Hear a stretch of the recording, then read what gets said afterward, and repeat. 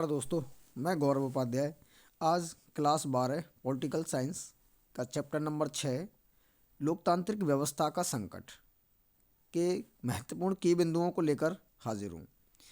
इस पाठ के अंदर हम पढ़ेंगे आपातकाल की पृष्ठभूमि और आपातकाल के दौरान हुए कार्य और आपातकाल के बाद की राजनीति।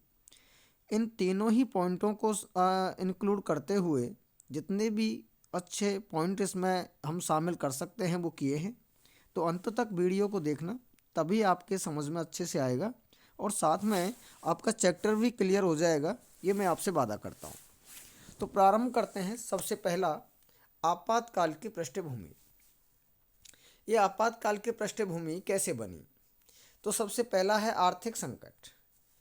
1971 में इंदिरा गांधी द्वारा दिया गया गरीबी हटाओ का नारा पूरी तरह से फ्लॉप साबित हुआ। दूसरी तरफ लगभग 80 लाख लोग पूर्वी पाकिस्तान से सीमा पार करके भारत में आ गए थे। तीसरा बात यह हुई कि अंतर्राष्ट्रीय बाजार में तेल की कीमतों में कई गुना वृद्धि हो गई, जिससे भारत की अर्थव्यवस्था पर प्रतिकूल प्रभाव पड़ा। औद्योगिक विकास की दर भी बहुत कम हो गई, बेरोजगारी बहुत ज़्यादा बढ़ गई थी और 1972-73 में मानसून असफल रहा। कृषि पैदावार 8% की गिरावट आई थी। 1973 में 23% इजाफा हुआ महंगाई में और 1974 में 30% कीमतों में वृद्धि हुई। तो इससे आप अंदाज़ा लगा सकते हैं कि 1971 के चुनावों के बाद आर्थिक संकट किस तरह गहरा गया था।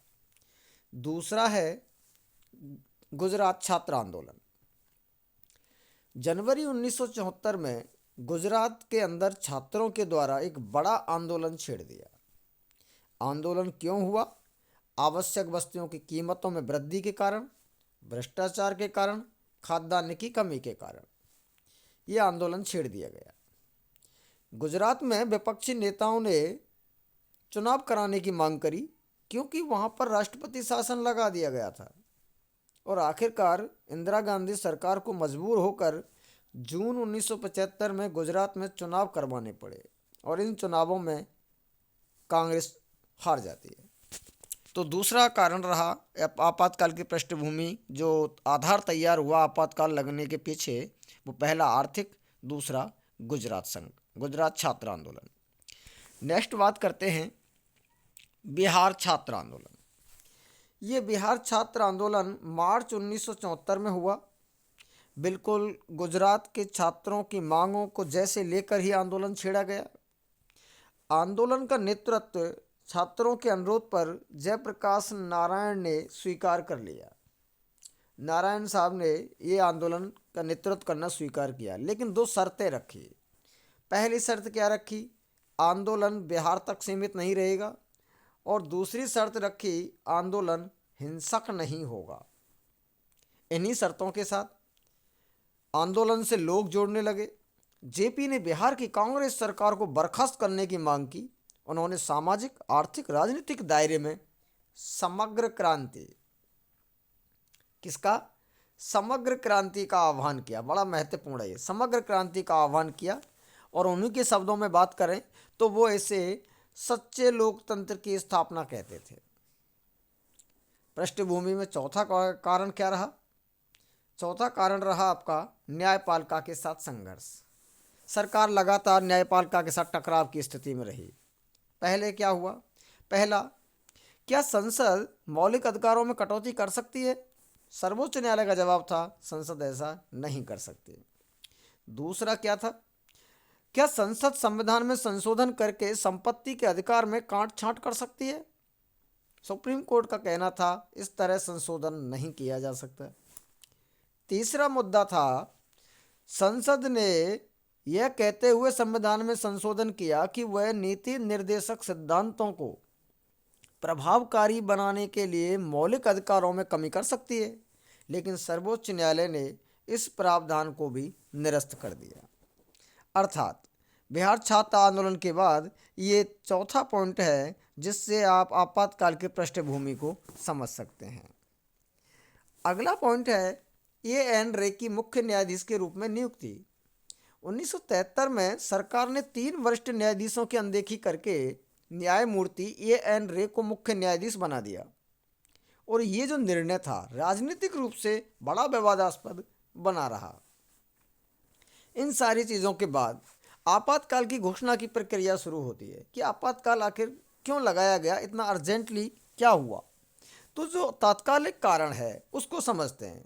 12 जून 1975 को इलाहाबाद उच्च न्यायालय ने न्यायाधीश जगमोहन लाल सिन्हा ने एक फैसला सुनाया और उस फैसले में लोकसभा के लिए इंदिरा गांधी के निर्वाचन को अवैधानिक करार दे दिया, यानी कि इंदिरा गांधी की संसद सदस्यता खतरे में।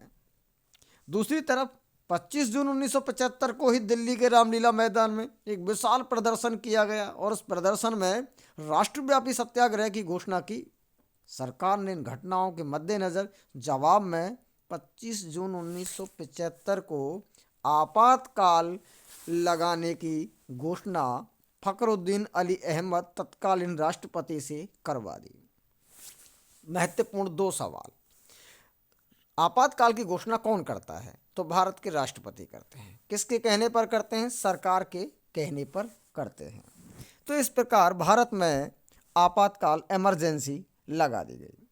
अब बात करते हैं आगे इमरजेंसी के दौरान क्या हुआ, यानी कि आपातकाल का प्रभाव और परिणाम क्या निकले। नंबर 1, आपातकाल के दौरान हड़तालें करने पर रोक लगा दी गई। विपक्षी नेताओं को जेल में डाल दिया गया। सरकार ने निवारक नज़रबंदी का बड़े पैमाने पर इस्तेमाल किया, क्योंकि इसके द्वारा विपक्षी नेताओं को जेल में डालना बड़ा आसान हो गया था। दूसरा बड़ा कारण क्या रहा? प्रेस सेंसरशिप लागू कर दिया गई। अर्थात प्रेस सेंसरशिप वह एक कानून था एक तरीके से कि सरकार की अनुमति के बिना कुछ भी नहीं छापा जा सकता। और इस प्रेस सेंसरशिप का 2 पत्रिकाओं ने विरोध भी किया। एक का नाम था इंडियन एक्सप्रेस और दूसरा नाम था स्टेट्समैन। इन दोनों पत्रिकाओं ने आपातकाल के दौरान सेंसरशिप जो लागू की गई थी उसका विरोध किया था। यहाँ से बड़ा प्रश्न भी आता है कि आपातकाल का प्रभाव या आपातकाल के दौरान क्या कार्य हुए, इनसे संबंधित 3 या 4 नंबर का प्रश्न भी आ सकता है।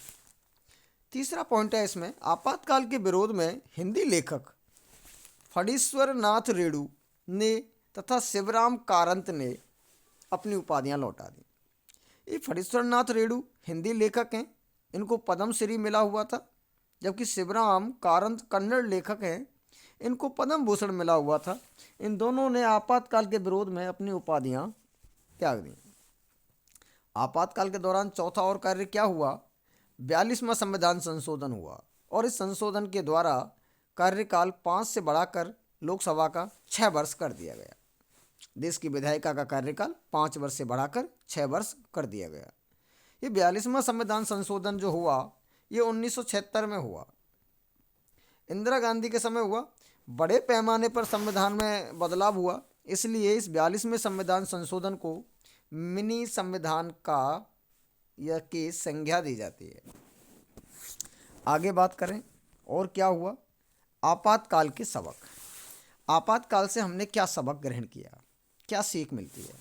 तो सबसे पहला सबक तो ये मिलता है कि भारतीय लोकतंत्र की ताकत और कमजोरी दोनों उजागर हो गई। ताकत क्या है ये भी पता चल गई और कमजोरी क्या है ये भी पता चल गई। लेकिन साथ में जो बहुत महत्वपूर्ण चीज़ पता चली, जो सबक मिला, वो था कि भारत से लोकतंत्र को विदा कर पाना बहुत कठिन है, यानी कि भारत से लोकतंत्र खत्म नहीं हो सकता। ये आपातकाल से हमें सीख मिलती है। दूसरा सबक क्या मिलता है?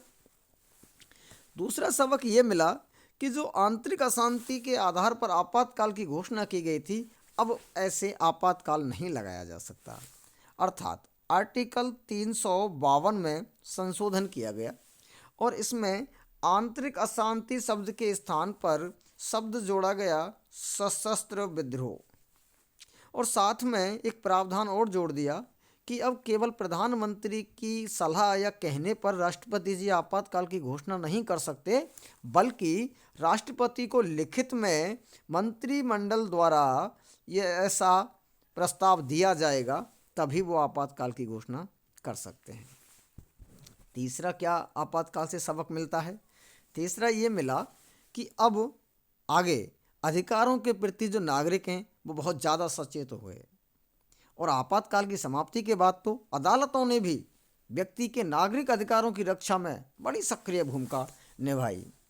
तो जो गलत हुआ उसका कुछ सीख भी मिली, और वो सीख रही तीन हमारी ये कि लोकतंत्र को विदा कर पाना कठिन है, दूसरा 352 में संशोधन किया, और तीसरा अधिकारों के प्रति पहले से ज़्यादा सचेत हो गए नागरिक भी, और अदालतें भी सक्रिय हो गई।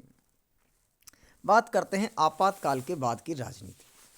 आपातकाल समाप्त हुआ 1977 में, और फिर चुनावों की घोषणा हो गई। लोकसभा चुनाव 1977 हुआ। इन चुनावों में जब ये चुनाव हुए तो इन चुनावों में आपातकाल का असर बड़े पैमाने पर दिखाई दिया। क्या परिणाम निकला? चुनाव में कांग्रेस केवल 154 सीटों पर सिमट गई, और 35% से भी कम वोट प्राप्त हुए थे।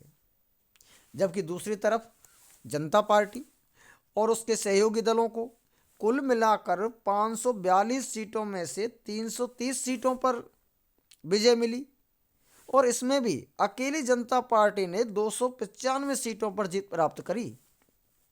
और रोचक बात यह रही कि कांग्रेस बिहार, उत्तर प्रदेश, दिल्ली, हरियाणा, पंजाब, इनमें तो एक भी सीट नहीं जीत पाई, और राजस्थान और मध्य प्रदेश दो ऐसे राज्य थे एक एक सीट जीते। साथ में मेंशन नहीं कर रखा है, लेकिन मैं आपको बता देता हूं, इंदिरा गांधी स्वयं रायबरेली से चुनाव हार गईं, और उनके पुत्र संजय गांधी अमेठी से चुनाव हार गए। और क्या राजनीति में बदलाव आया? तो जनता पार्टी की सरकार बन गई। जनता पार्टी की सरकार तो बनी, लेकिन अंदरूनी खींचतान लगातार जारी रहा। व्यक्तिगत महत्वाकांक्षा के चलते ये राजनीतिक जो उठापटक थी वो चलती रही, और महज 18 महीने में जनता पार्टी के सरकार जो देसाई के नेतृत्व में थी अपना समर्थन खो बैठी। लेकिन बाद में कांग्रेस के समर्थन से चौधरी चरण सिंह को प्रधानमंत्री बनाया गया, लेकिन ये सरकार भी 4 माह तक चल पाई, क्योंकि कांग्रेस ने अपना समर्थन वापस ले लिया। और इस तरह चुनाव आयोग को एक बार फिर नए चुनाव कराने की घोषणा करनी पड़ी। घोषणा हुई तो 1980 में चुनाव करवाए गए। 1980 के चुनाव में परिणाम बड़े चौंकाने वाले थे। जिस प्रकार से 1971 का चुनाव सबको चौंकाने वाला था, 1967 का चुनाव भी सबको चौंकाने वाला था, और उसी प्रकार 1980 का चुनाव भी चौंकाने वाला साबित हुआ, क्योंकि यहाँ इंदिरा गांधी की कांग्रेस ने 1971 के चुनाव परिणामों को दोहरा दिया। 1971 में 353 सीटों पर अकेली कांग्रेस ने विजय प्राप्त करी थी। ठीक इसी प्रकार 1980 के चुनाव में 352 सीटों पर विजय प्राप्त करके एक बार पुनः खोई हुई प्रतिष्ठा को प्राप्त कर लिया था। तो इस प्रकार हमने इस लेसन के अंदर जितने भी महत्वपूर्ण बिंदु हैं आपके किताब में उन सबको शामिल किया है। शॉर्ट नोट्स बनाकर आपको सामने पेश किया है। आप इसको एक बार नहीं 2 बार देखें, बहुत जल्दी आपका रिवीजन होगा। कम समय में आप पाठ के विषय वस्तु को समझ पाएंगे। इससे संबंधित PYQs प्रीवियस एग्जामों में आए हुए हैं, बोर्ड के एग्जामों में, उनको लेकर कल हाजिर होंगे। तब तक आप इसके साथ अपना रिवीजन करिए। धन्यवाद। जय हिंद।